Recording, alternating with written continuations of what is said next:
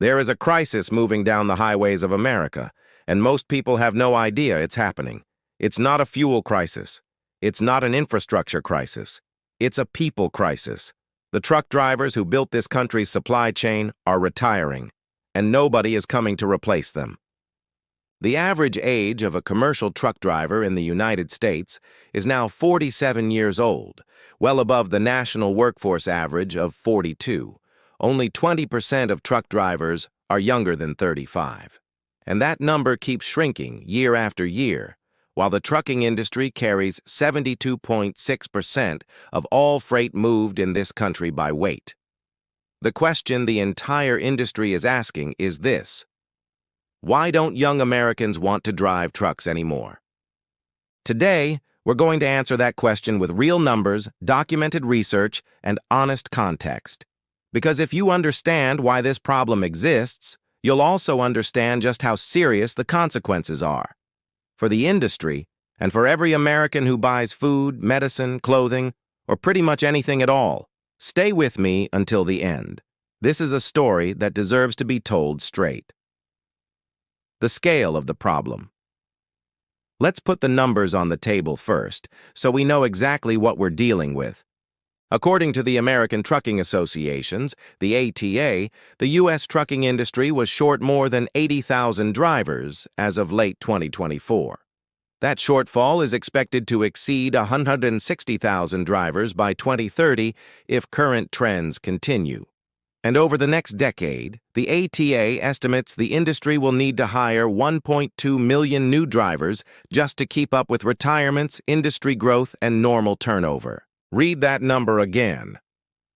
1.2 million new drivers in 10 years from an industry that's already struggling to fill the seats it has today. The American Transportation Research Institute, ATRI, published a workforce report in 2025 that confirmed a demographic reality the industry has been watching for years. Drivers under 35 make up just 20.4% of the truck driving workforce, compared to nearly 35% of the overall U.S. labor force. Meanwhile, drivers 55 and older have grown by 8.6% since 2008. The truck driver population is aging, and it's not replenishing itself. What happens if this gap isn't closed? According to industry data, the shortage already costs the economy an estimated $95.5 million every single week in delayed freight, elevated costs, and lost productivity. These are not abstract corporate losses. They translate directly into higher prices for every product that moves on a truck, which is most of them. Reason 1. The lifestyle that comes with the job. This is the most fundamental reason, and the most honest one. Driving an over-the-road semi-truck means being away from home for days, weeks, sometimes longer. It means sleeping in a cab or at a truck stop. It means missing birthdays, anniversaries, school events. It means your social life runs on a schedule that nobody else in your circle shares. It means eating what's available at the Flying J at 2 in the morning on the I-40. That was always the reality of this job. What changed is the generation being asked to sign up for it.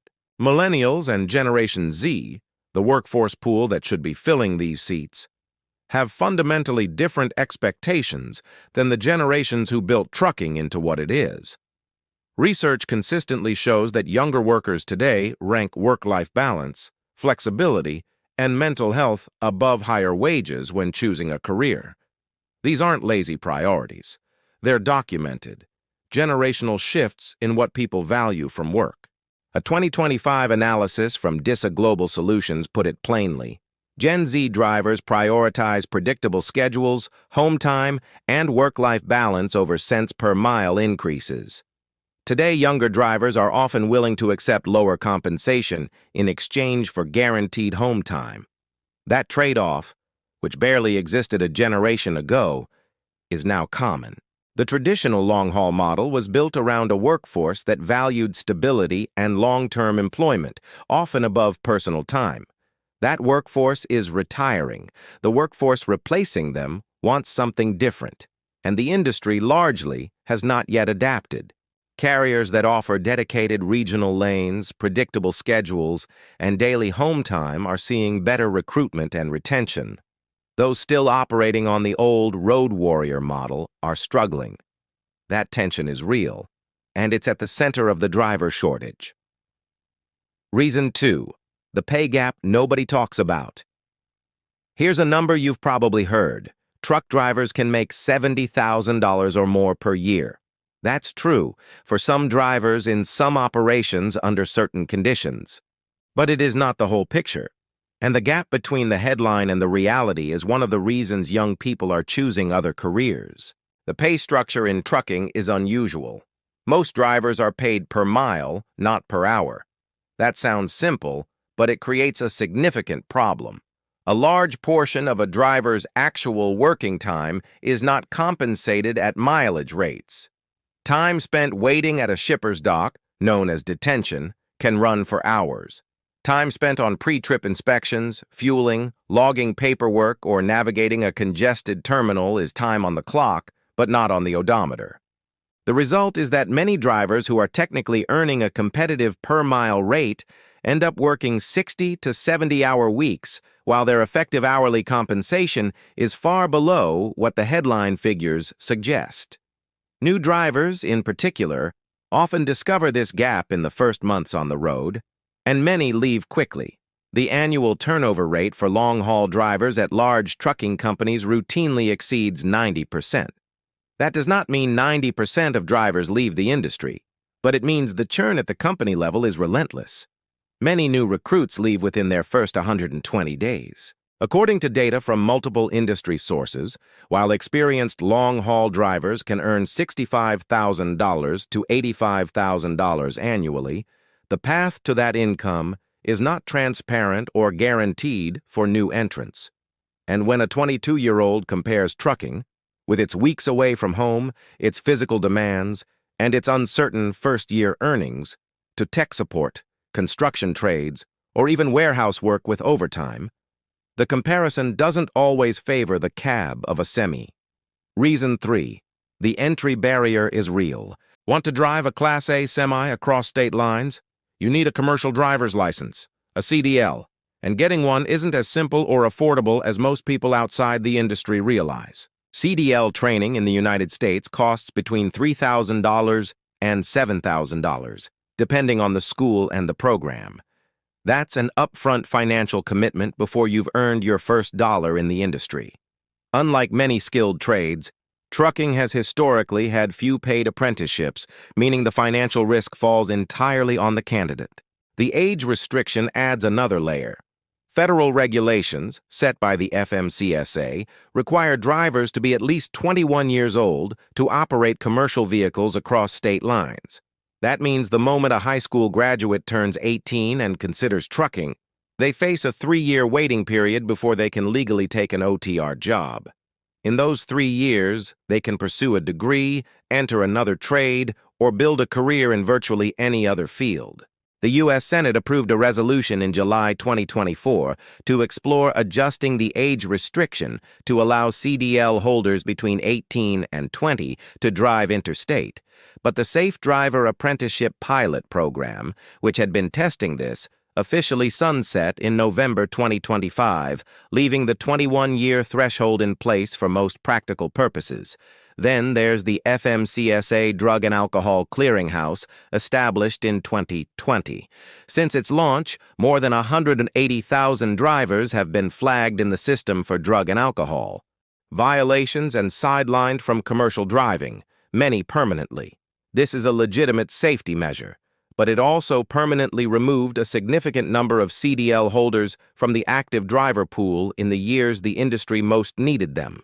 And finally, insurance costs for young or inexperienced CDL holders are significantly higher than for veterans, which makes many smaller carriers reluctant to hire them, creating a chicken and egg problem. You can't get experience without the job, but you can't get the job without the experience. Reason 4. The health reality of the job.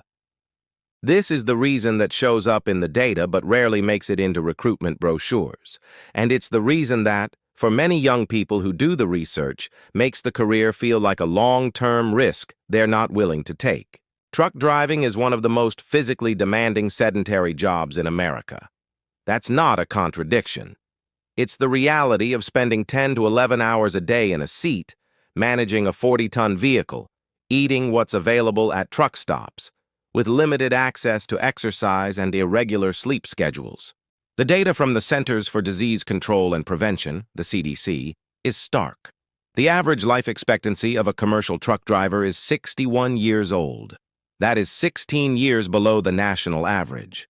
According to the CDC and the National Institute for Occupational Safety and Health, more than 50% of commercial truck drivers are obese, and over 40% have cardiovascular disease or musculoskeletal disorders. An estimated 28% of commercial truck drivers suffer from sleep apnea, a rate that is several times higher than the general population. Untreated sleep apnea, studies show, makes drivers up to 250% more likely to be involved in a crash due to drowsiness and impaired reflexes. And if diagnosed without treatment, it can cost a driver their medical certification and their CDL. Isolation is another documented health factor. Long hours alone on the road contribute to elevated stress, anxiety, and depression rates among long-haul drivers, issues that have become harder to ignore as mental health awareness has grown. A 22-year-old with access to this data and the ability to compare career options is making a rational calculation. The job pays reasonably well, but the long-term physical cost, visible in the health statistics of the people who've done it for 20 years, is a powerful deterrent. Reason 5. Image, tech anxiety, and the narrative problem. There's a less quantifiable but equally real force pushing young Americans away from trucking: perception. In the American cultural imagination, the truck driver is a figure from another era. A lone man on a two-lane highway, CB radio crackling, country song on the AM dial. It's an image that carries a certain romance for older generations. To a Gen Z worker scrolling LinkedIn comparing career paths, it reads as invisible. A career without a trajectory, without community, without status. That perception gap is one of trucking's biggest unsolved problems, because the reality of modern trucking is dramatically different from that image.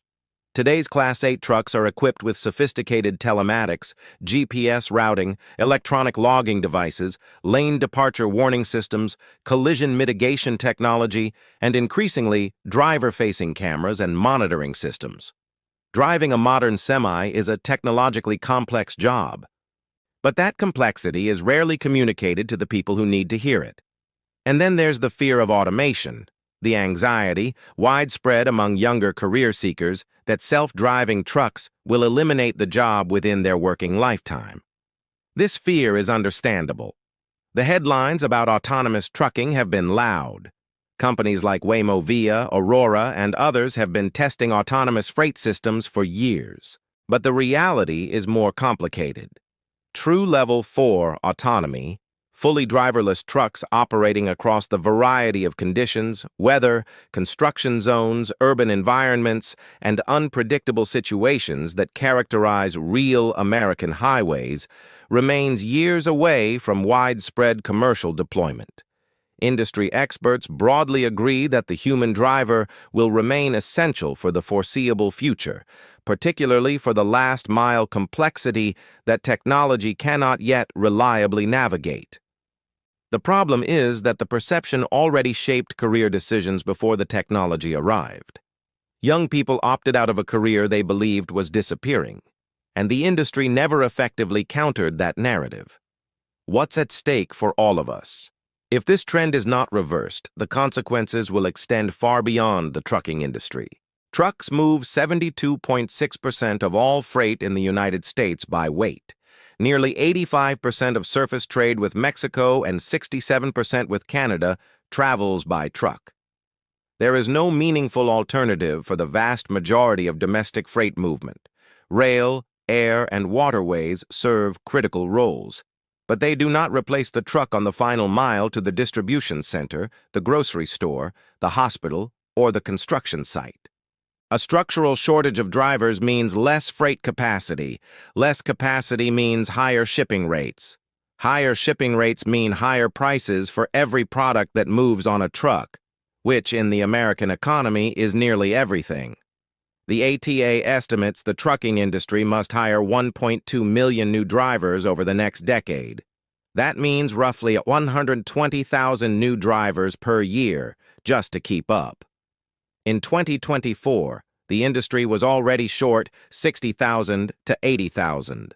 The solutions being discussed across the industry include reducing CDL training costs, expanding employer-sponsored tuition assistance programs, improving truck stop infrastructure and parking to reduce driver stress, restructuring pay models to compensate detention time more fairly, and building regional and dedicated lane networks that allow drivers to be home every night. These are real, actionable changes. Some fleets are already implementing them and seeing results in recruitment and retention. But the scale of the transformation required is enormous, and the clock is running. The call to think. The trucking industry is not going to be replaced by robots next year, or the year after.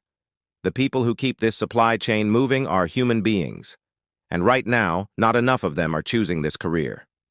The question isn't whether the shortage is real. The data makes that clear.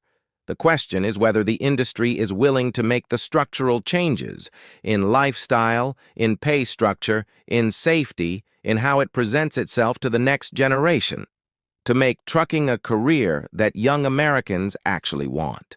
If this video gave you something to think about, share it with someone in the industry or with someone considering it. The more people understand what's really happening, the better chance there is of finding real solutions. Subscribe to the channel if you want more content like this. Trucking topics, real numbers, no hype. See you in the next one. Keep the shiny side up.